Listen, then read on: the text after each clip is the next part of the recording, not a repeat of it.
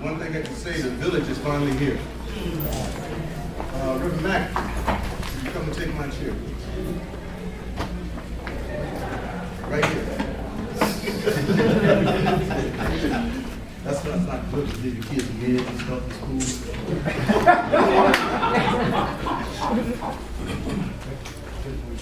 Listen, let me first thank you for being here. This is very important to us. We're going to move as quickly as we can. If you know me, I know all about this subject. You know that. This is old in our community. It's old in our states, it's old in our cities, and it's old in our community. Should have had a seat for her up front too. She's been fighting this issue forever. Anybody got a chair? Pull her out of there with that poster up front. We have suffered from the brutality of police all across this country. Everything from savage beatings to murders. The one thing we've never had out of this is called justice. We never get justice. Even when we win the case, the most we can expect is a paycheck. They never go to jail. They're never found guilty, even in this so-called city. I was out of town when I got this call about Al. I was supposed to be out of town sometime Wednesday or Thursday. But I came home because Al means so much to all of us. So I want to open up like this. I heard all the rumors and all the crazy talk from the other side. The other side is not the village. You run to your village first and make sure you know what your village needs, and you stand with your village first. Your village is under attack. Having said that, even this mentioning Al as an activist instead of Al Flowers, a human being. We have never called ourselves activists. The nation calls us activists because it makes them comfortable. Because then you don't have to acknowledge the freedom fighters fighting for freedom, justice, and equality. So they keep calling us activists. Al ain't no activist. Reverend McAfee ain't no activist. And Spike Moss sure ain't no activist. I've been a freedom fighter ever since I was 16, 17 years old. We are clear what the prize is. We're not running around with a title not connected to nothing. We're connected with the rights of our people. Let me clearly say, starting with Reverend McAfee, put too much time in the Al Flowers not to be here today and be concerned. Peter Hayden, too much time not to be here and not to be concerned. If Ron Edwards was here, Al told me that was his first teaching. All of you men and women in this room who have helped Al every step of the way know Al has showed us the one thing. And we have to show Al that one thing. We have to respect our leaders, we have to love our leaders, we have to stand behind our leaders, and they don't pick and choose our leaders. And sometimes we get nasty and we get confused, and we run around talking about this and that and rumors and lies. When in fact your leaders are right in front of you, working for you, you can see them. So you stand with your leaders as we go forward. I'm going to bring people up to this mic to say what they want to say. And then we're going to get to the nitty-gritty with Brother Hack. I'm going to start with the president of the NAACP because when I stepped out as the community activist here at the NAACP with the full support of the NAACP to get this done. I called Ora, I called Kelly to make sure it got on the air. Because I was out of town, I want to make sure y'all would get here and understand. And the most important thing is, I made sure that KMOJ does a live show so the broad community can hear what they got to say about police brutality. There's things I'm going to say as we go along, but I want them to give you the flavor of what we feel about a vicious, savage beating of a human being in his 50s in his own home. With that, our president, Reverend McAfee. Thank you. I just got off the phone with a young lady out of Brooklyn Park who had a similar incident not long ago. The Minneapolis Police Department, along with the Brooklyn Park Police Department, came to her home looking for someone, and when she asked them for a search warrant, they could not produce it. But what they did do, they occupied her home until they went and got one. There's a young man that I invited, and I hope he gets here before this is over, who will show you pictures of him being beat as well. I said that to say this. Al's incident is not isolated. Those of us who've been around here for a while, we've been fighting this for quite some time. The tragedy is that the climate has not changed. You can listen to the police chief if you want. What she say don't always translate to what happened on the block. And until there is a strong move to eradicate that nonsense from the block, nothing will happen. Yesterday I spoke with the ACLU in reference to, for those of you who don't know, Minneapolis has a worse arrest record of African Americans, 8 times worse than any other city in the country. And normally every other thing. So I spoke with them about joining us in this fight to change this climate. One of the things that we would be asking for from the NAACP, we want a totally independent investigation. We do not want the police to investigate themselves again. That has not worked in the past. If you talk about trust, well, that's what we're saying what we want. And then we don't want you to go across the street and get another police officer to do it. We want to sit at the table and we choose that investigator together. Then I think we will start talking about establishing the trust in the police department. Thank you. Like I said, I was out of town, but everything had to be done in a timely manner. And then I reached out and asked people to talk to the director of urban living. And I want to bring Mr. Gray up because without hesitation, put this on and let us do what we got to do. Call and make some remarks, give you a word to hear from me. Good morning. Good morning. I was also out of town, Spike, and when I heard the news, I immediately thought, that I guess I was just thankful that we weren't doing a funeral today, because I had heard this beating and how it happened. To me, there were a lot of things that weren't connecting. But for a man to be beat down in his own home like that is a reminder of how far we have come as a community and as a country. And, at the end of the day, we want justice, right? That's what we're here for. That's what we're seeking. So we are lining up with the NAACP, the Urban League, our board of directors are very concerned about this incident, not just with Al, but with a lot of these similar instances that are going across this community. We got to put an end to this. We want this to be an impartial, an impartial case that we can really see what's really going on all along the way here. And I think this representation of people showing up today is really what's going to help us get the justice that we need. So thank you for being here, and let's remember that this is not going to be just today, but this has got to be every day, that we all are diligent about getting justice in our community, and that we will walk with Al to the end to make sure that justice is served. Thank you. We can't thank you enough. This next person, he's put so much into this brother, and I clearly know he loves his brother loves him back.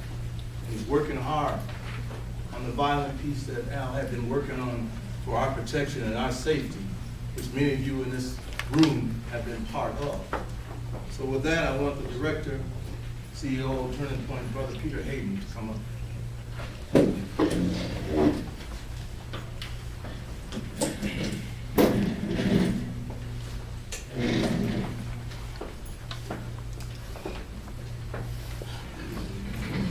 Last Friday, Al and I talked. We were going to meet at Turning Point Park. We were going to walk down the flow. We were just going to kick it because we had been pulling these things together. Al and the NCRT, first of all, let me just say this. 7 years ago, this room would have had only a couple of people. Because Al had a vision that most people didn't see. Al, they called him crazy, he was running for mayor. He was bringing out all kinds of thoughts that we should have been thinking about. And here we are packed today. And I think that's a good thing on behalf of Al. We need to understand that we gotta stop getting into who is the leader. We gotta stop getting into it should have been me. We've got to say, step out there, have a vision, and do your thing. That's what this man did. And here we are all sitting here in support of him and y'all out there. Al has started a program called CSI, sorry.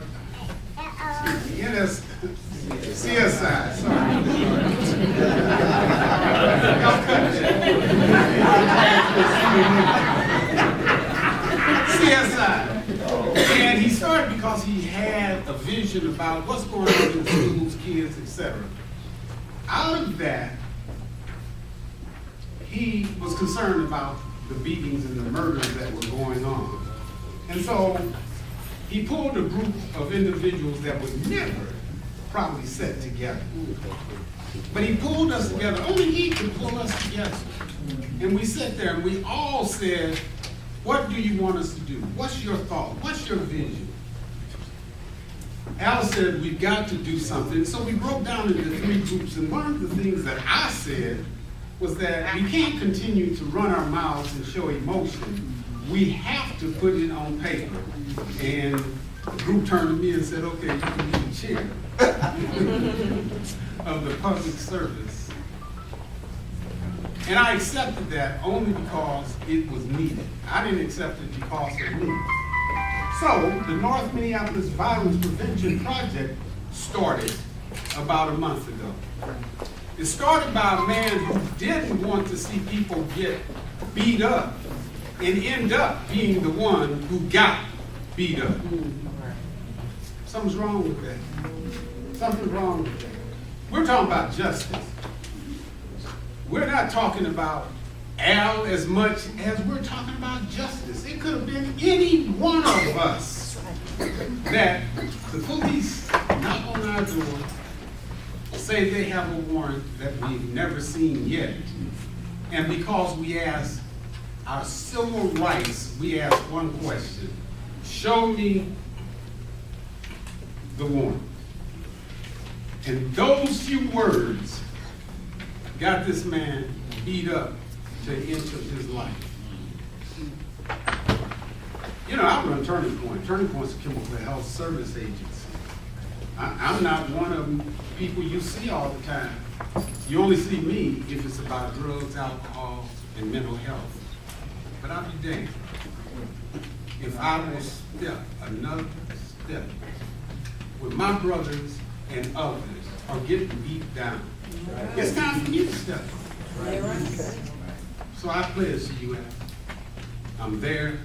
Jeff called, my son, State Senator Jeff Hayden, has been calling he's over in Africa, and he said he's going to follow through as soon as he gets off the plane. This is not going to stop. It's injustice. Don't think about the man, think about the action. Thank you so much.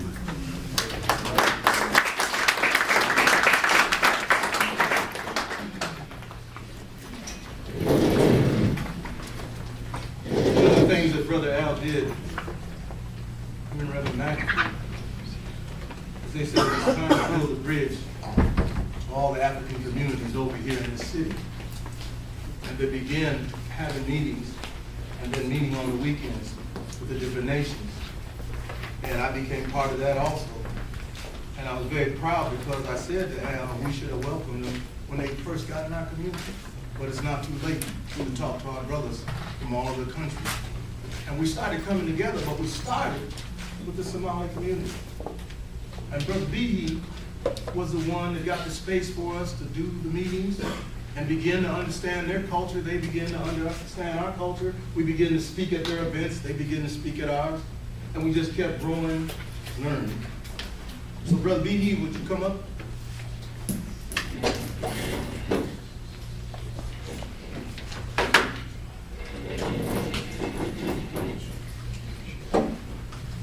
Hello, everyone.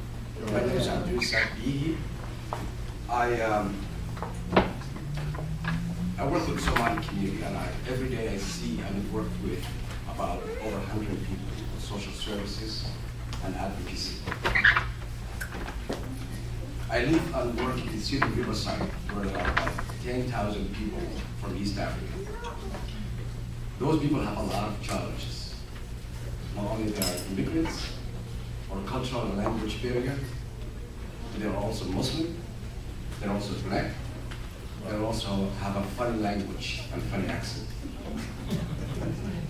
So, with all those challenges, I feel I'm one of the few activists or people who live in those high-rises.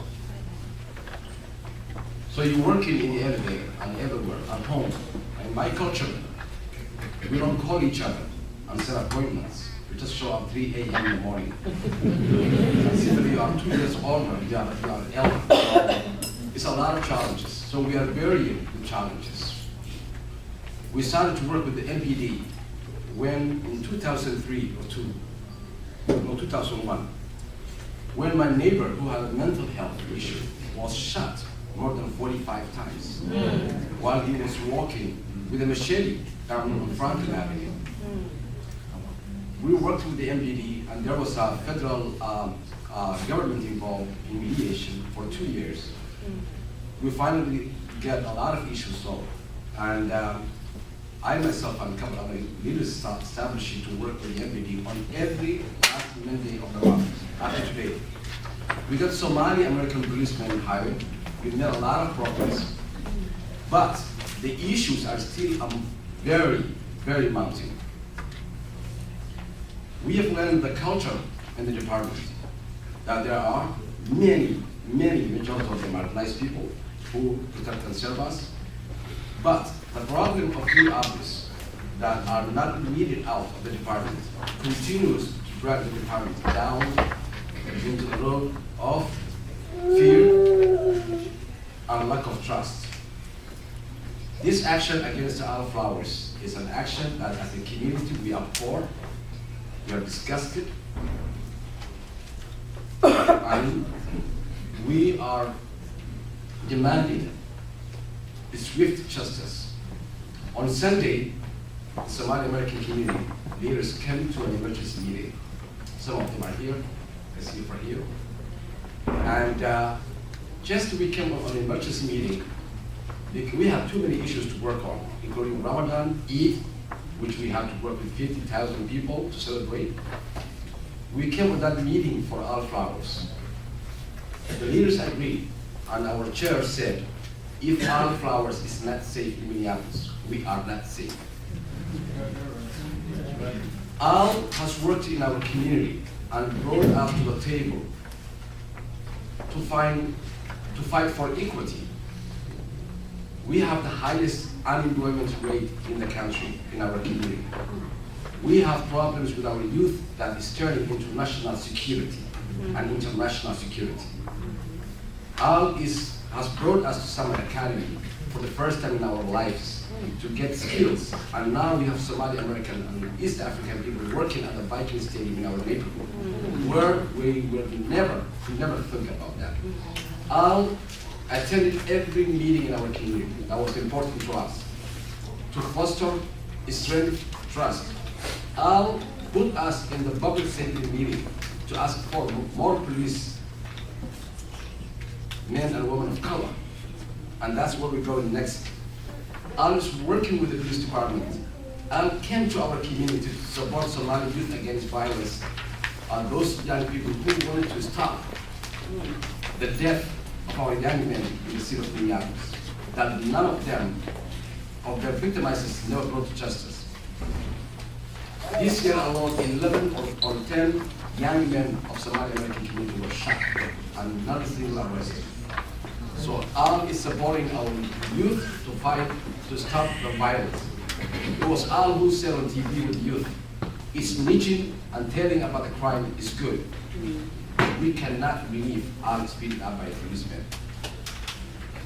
We are shocked, and we are here to support Al Flowers. Thank you.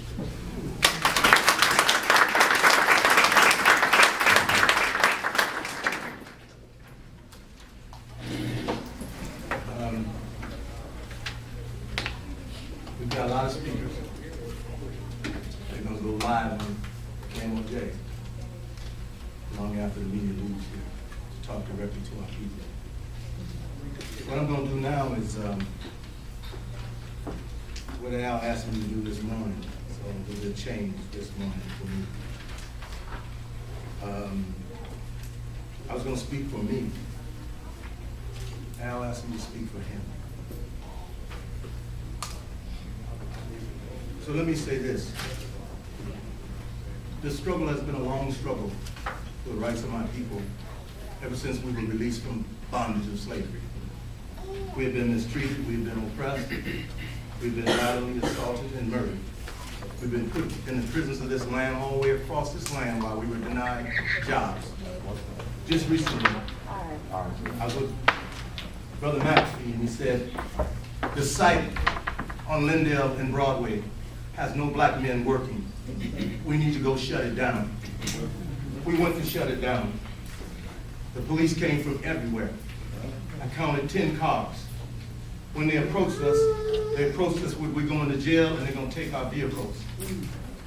I told the officer in charge that you surrounded us like there's 6 homicides here. And you're talking about taking us to jail. But a block and a half away, they're openly selling drugs in broad daylight. You don't have one car. On the 4th of July, I stopped at the park. My family was having a picnic. I think the girlies were having a reunion, and there was 2 more families. 4 cops approached us.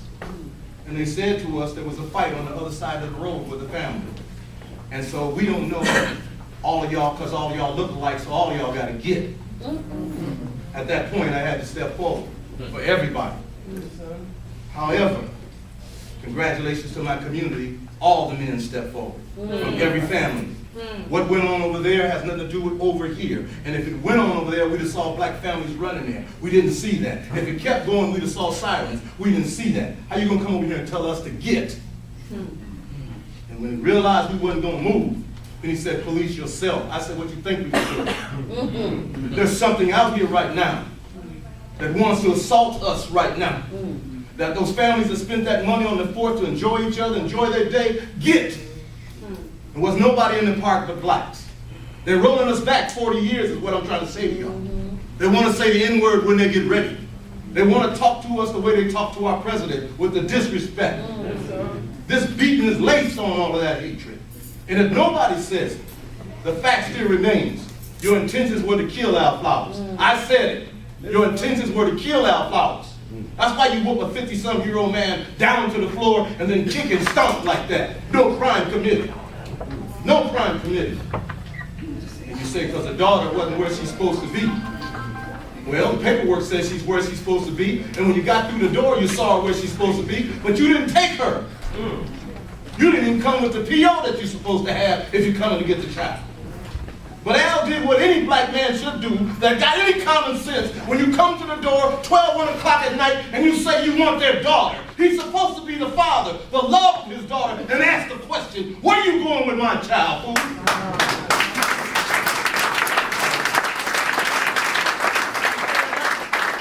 Every man in this room, if you don't stand up for your child, you don't stand up for your woman, look what's going to happen to us. Say that. It was only 2 to 3 weeks ago when you saw that old black woman on the ground, a mother and a grandmother, with that cop beating her with them black leather gloves on national TV. And we had no outrage. We had no outrage. And this consistently happened to us in this city. I'm saying to the men in this room, from this day forward, you see our children, our women in trouble, you stand up as a man. If you got to go to jail to get you out, you stand up, but you stay a village. Because they don't respect our women and children. They see us all as animals and nothing. I'm keeping it real with you. Al took that whooping for us. That wasn't no Al whooping, that was our whooping, that was the hate of us. And folks kept calling me, was fight, why would they do it? They don't mean no reason when you're black. They never answer our questions, why did you stop me, officer? They never tell us nothing, they just abuse us. If they stop the driver, they make all of us get out of the car. They want all of our ID. They hope they can find something wrong. We're stopped more than anyone else in the United States. It was just last year that they announced that the black population in New York been arrested and picked over and pulled over so many times, it outnumbers the population. They did a study that we ever tell you about a couple years ago when they were doing all this stopping of us in our cars. They said the white man was 118 more times apt to have something in his car illegal, but we were 100% stopped. When you stop playing with people that ain't playing with us. And that chief, I'm lying, chief. I know you racist. Yes, sir. You might hide under the fact you're a lesbian, but you're a racist lesbian. Yeah. I know who you are. I know you hate us. You hate us with every breath in your body. You hate us. And you were all right with what happened to Al. That's why you couldn't say Al's name. You hate to even give him the dignity of a human being and say Al Flowers is God-given name from his mother, chief. I'm talking Spike Moss. You ain't got to blame nobody else. Yes, sir. I understand what I'm up against because every chief we ever went against came at us the same way. Kill them ends. We served 5 years, Al and I, on the Justice Department mediation to make a difference. The mayor wouldn't come, the chief wouldn't come, because none of them cared. Mandated by the U.S. Justice Department, they shunned them and turned their back in little Minneapolis because they didn't want no change. Just recently, all the blacks that was on the paper to be raised up in rank, she threw the whole list out. Just recently, all those blacks that passed to come on the police department, she threw all that out and picked like 12. How do you do that when you already got 700 people white? I know what we're up against in this city. They tell you to step out of the car without even telling you why. Then they tell you to step over to their car without even telling you why, because they know legally they got to have a warrant to search your car unless you abandon it. So they lead you away and now you abandon it. Now they all through your car trying to make an arrest. They play dirty games with us. They come to our parties and break them up. They come to our parks and mess with us. They come to our schools and mess with us. They harass us, push us over the edge, and then arrest us when we say something back. To you blacks that's out there talking about Al's mouth and Al got what he had coming, well, wait till your turn comes.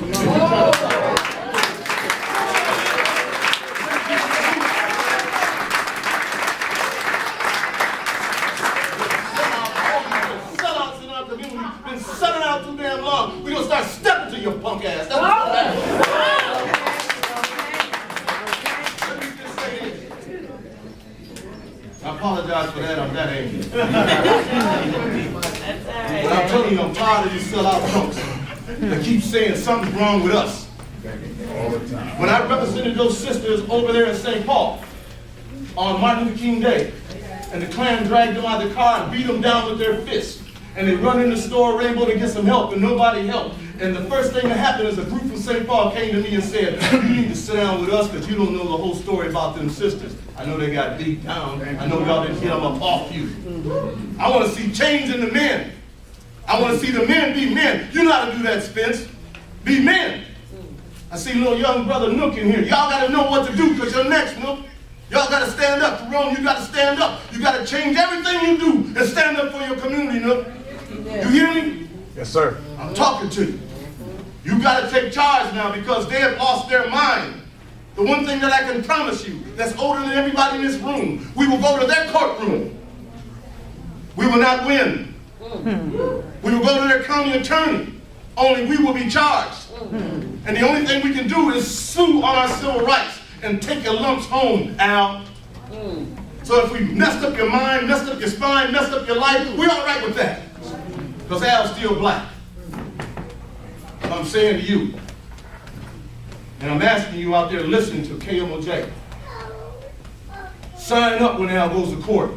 Whatever time you got, fill that courtroom. Don't give them no dark where they can hide. You fill that courtroom, because they're going to have an all-white jury from way out there.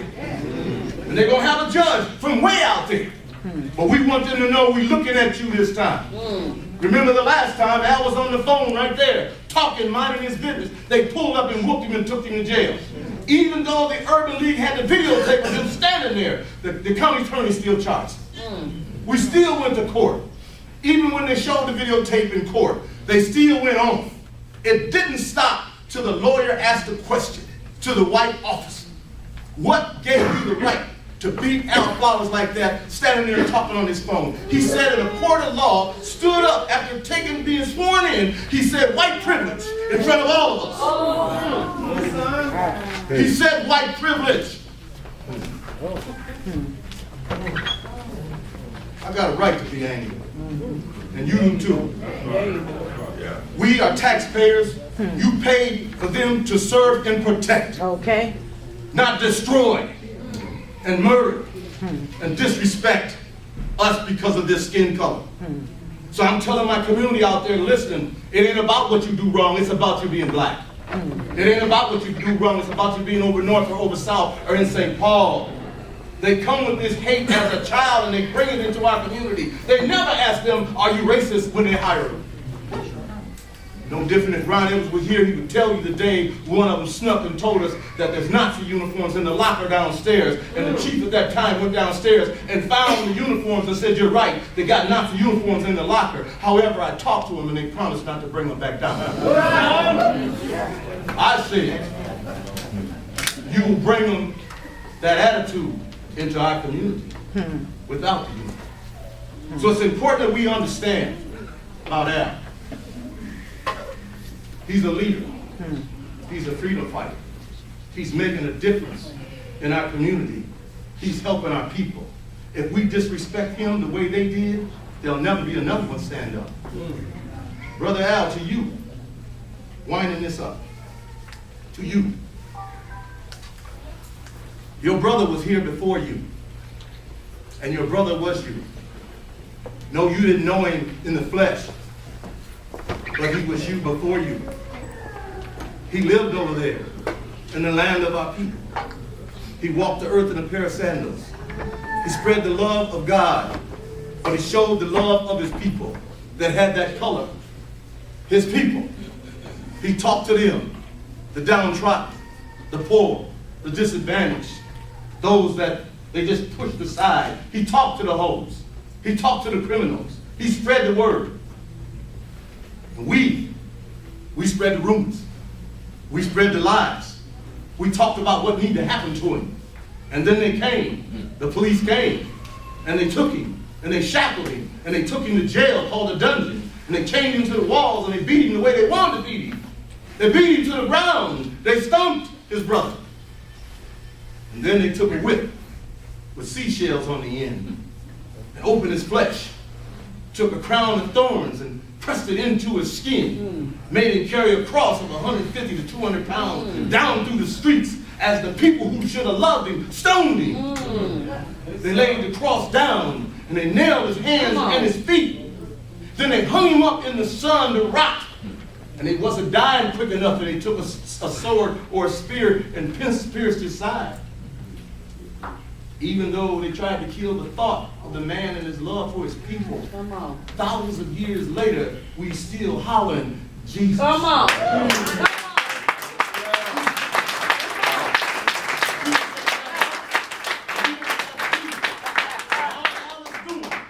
All these preachers is doing. They got Jesus' sandals on, walking in the land, doing what he would have did. And that's why Jesus got treated the way he got treated. He was trying to help those.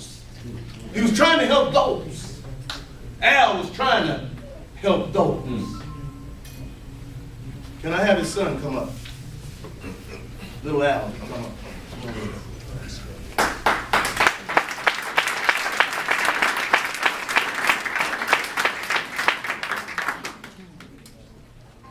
Okay, well, I'm Little Al. I don't know why they put me out this spot. That was powerful. But first off, I'd like to give a special thanks to Senator Jeff Hayden, who called from Africa to make sure that my dad got home okay. Thank you to Mayor Hodges, Councilperson Alondra Cano, Elizabeth Glidden, Lon Yang, Representative Raymond Dean, Sheriff Rick Stanley, and many other elected officials. Thanks to all community leaders, and especially the community North and South Minneapolis. To the Chief, you seem to have a problem with saying my dad's name whenever you give an interview. His name is Al Flowers. He's a father of 5 and a grandfather of 6. Me and my family find it very disturbing when a vicious beating such as this is described with words such as distraction. Because what happened to my father in front of my little sister, the words that came to my mind was more like unacceptable, tragedy, Come on, baby. Hate crime. sad, Hate crime. frustrating, unbelievable. Disbelief, hate crime, all of that, and most importantly, unjustified. You know, but through all the pain, we hope the people that did this be held accountable for their actions swiftly and fastly. But for all the pain, the hurt, and the anger that we have, we still stay calm, because I feel like right now, my family is stronger than ever. Yes. The community seems stronger than ever, and we seem more united, and we will not fold. I promise you that one. If I gotta step up, I will. For my generation, especially. Because in the end, I know that my father will prevail, my family will prevail, this community will prevail, and justice will prevail. So to my family, my community, and anybody else who feel as though this situation, this vicious beating and assault is much more than just a distraction, I want to leave y'all with a couple of inspirational Martin Luther King quotes that has been helping me get through these. Our lives begin to end the day we become silent about things that matter. There comes a time when one must take a position that is neither safe, nor political, nor popular, but he must take it because his conscience tells him it's right. The ultimate measure of a man is not where he stands in moments of comfort and convenience, but where he stands at times of challenge and controversy. I feel like there was 3 great quotes that could help us through this situation right now. Brother Spike Moss is right. We're gonna keep going. We're gonna keep fighting. We can't fold. We can't go crazy either, y'all.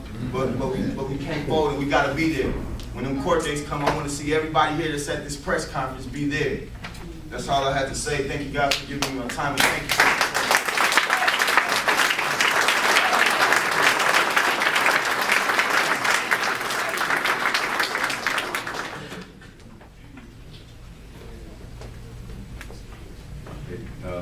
I'm here, my son said it all. They done told my age, they done told everything. And I just say, you know, I'm a better fighter than this. I just got influence. Just to let Duke and Perone and all these people. Everybody else know I can throw down.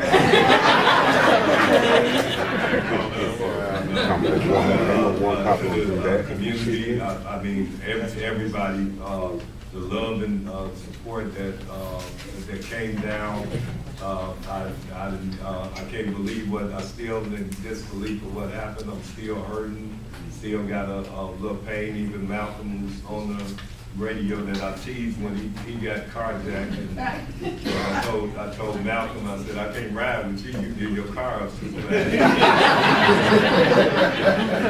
First one I seen when I came up after I got beat up. He was ready to challenge me.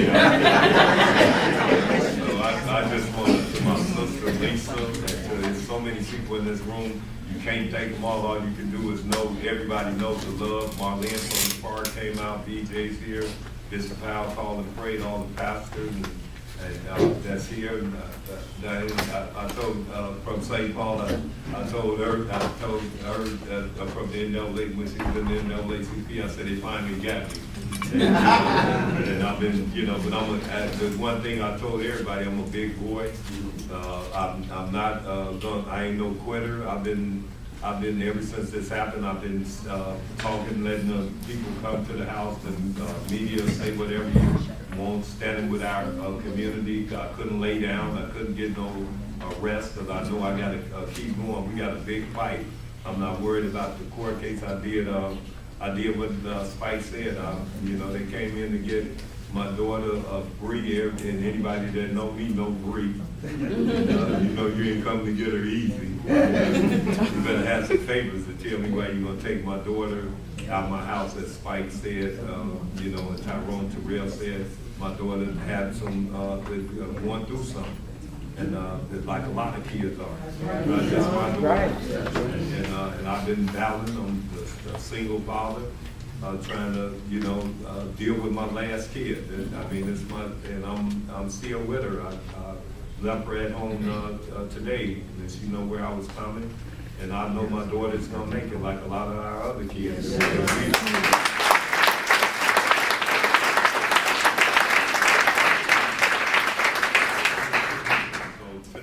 Community, I can't I can't say nothing. I'm getting my son ready. You know, you can see, yeah, y'all looking at me. He's 21 years old. He's ready. And he's ready, and I want him to learn, because we got to have people fighting. We got to build our community up and with young people to, so they can continue our fight. Our ancestors fought a long time. They fought a long time. They never gave up, and they got us the right to have the media here, to have KMOJ here, that we can speak to our own media. We can speak through our tools. This right here is big. It's, I'm so overwhelmed that who's here and that's supporting me. You know, when I was in that jail cell, I told everybody, and I just like to say it again. You know, the last thing I said, when they came to the door, I asked, I said, what a warrant. Then I called, I said, no, my daughter's here. Then I brought my daughter to the right there and had her call my sister Lisa, who's an ex-police, and she's still a police, you know. She did a radio show with me, and she still got that police mentality. So when she talks to anybody in the family, we try to make sure we get the question right. But she does anything, but I did everything right, and I had my daughter there, and I wanted to do this right, because as they said, we got big things going on in our community that we're not going to give up. And so I thought I did everything right, and I got caught off guard, like I said, and once they attacked, I felt every blow. I felt every 30 to 40 blows to my head, my ribs. I got stumped, and they were stumping, and I was still didn't know what was going on, and they dragged me out the house. I don't remember going down one stair. I remember being up on the police car with my head and standing up at the police car, and I remember slamming down. God made me feel everything, and they slammed my head down. Said, "Put your head down." And when they did that, I'm still like, I'm feeling it, and I know everything that happened. And then when they got me up, then they threw me in the car sideways. As long as I am, you know, the police car, you know, the police, and I done said this already, so I can say it again. I'm not worried, but the story gonna stay the same, because it is the same. And they threw me in the car sideways, and long as I am, you know how that look. And then I end up in jail. I went to Hennepin County, and they treated me myself. And they treated my sister and my son, and they treated my family bad at Hennepin County. That's something else to be dealt with. Hennepin County is supposed to be partial. They're not supposed to be, they're going to make sure they heal you. I had to make them take pictures of me. They didn't want to take pictures. They wanted to just light me up and throw me out in Hennepin County Hospital. That was another devastating thing. So if they did me like that, how many other people are they running down to the county and not taking care of them? And that's why we got to address that.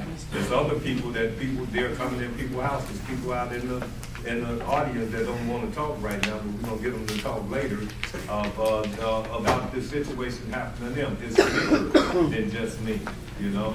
But when they threw me in the jail cell, the people, Anthony Newby or not, the neighborhood organizer for change, Bihi in the Somali community, Farhia and them, she's somewhere out there, that in the Somali community, they were all calling the mayor's office and chief office to get me out of there. And I'm so thankful to y'all, because I could not take that. I was walking around in somewhere that I didn't want to be. And so I'm thankful to this community, and never will quit fighting. At the end, they threw me out the side door. You know? So it worked, and I was glad to be out that side door. And I'm not crying now, because I'm happy. I was happy to be back at my house. You know, it was sacred. And I'm telling this community, they know we're on our way. They know this public safety committee with Dr. Hayden, CSI, Community Standard Initiative, Elaine and Keisha over there, that we have organized with Dr. Hayden leading the public safety, Dr. Grace, Dr. Ray helping us on the economic part, Coach McKenzie and them leading us on the education part. They know we got the right message, and they know we're gonna come out of this, and we're not gonna hide it from anybody in the community. Everybody's gonna know exactly what we're doing. We're gonna win this battle. And that's what I say, I know we're gonna win this battle. I still got, a little time left, for I'll let my son and them, take over, but he's ready, he's ready. And the rest of us are ready. I'm ready to work with Barone and all the rest of them. And we will win this battle. I'm not scared. They didn't scare me. That's what I want to tell the community. I will never quit the fight. We're going to have other people interview with KMOJ if you have time. And my good friend, Director Rebecca Gagnon over there, I see her. I know you were sending all your love, and I love you too. And we're going to, the battle goes on. And to this group, this audience, these people, I love y'all, and this fight will not end, and I just can't say enough. Thank you so very much. Thank you.